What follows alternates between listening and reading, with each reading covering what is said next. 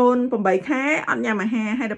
pet ao vitamin bằng can chấm nang hà đó côn hay cọt prep bóng ao tham bị chênh đó côn tiệt khiêm lưới hai có hút chất trong môi nằng pet nằng môi tiệt hai cọt xưa bọt bị thật ở bên nín khiêm than nơi cái nấy cái thơ mạch đài cha bên nơi cái món cứ mà tao khăn đi cái đai này nó mà dương prao vitamin sầmรับcôn tê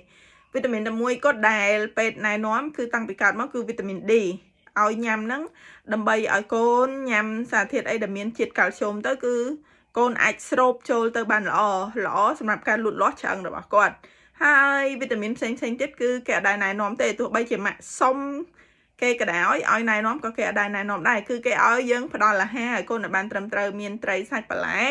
ឬក៏ផ្លែឈើនឹងឯងឲ្យគាត់ញ៉ាំឲ្យបានច្រើនទៅអានឹងគឺជាវីតាមីនហើយតើនៅពេលណាដែលគេណែនាំឲ្យយើងនឹងទិញវីតាមីនគឺនៅពេលដែលកូនរបស់យើងនឹងស្លេកស្លាំងឬក៏គីឡូរបស់គាត់នឹងអត់ត្រូវស្តង់ដាតាមអាយុរបស់គាត់ឬក៏មួយទៀតគាត់មានកើតជាលមាស់អាឡែហ្ស៊ីអីដែលគេត្រូវការដឹងថាវាមានមូលហេតុអ្វីអញ្ចឹងគេបូមឈាមយកទៅពិនិត្យមើលអញ្ចឹងនៅពេលដែលពិនិត្យឈាមទៅ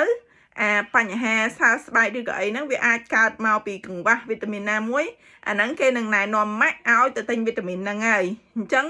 គឺបែបហ្នឹងឯងនៅកូរ៉េគឺគេមិនងាយឲ្យយើងប្រើវីតាមីនទៅលើកូនរបស់យើងទេគឺគេណែនាំខ្លាំងបំផុតគឺឲ្យយើងញ៉ាំអាហារនឹងឯងម៉ាក់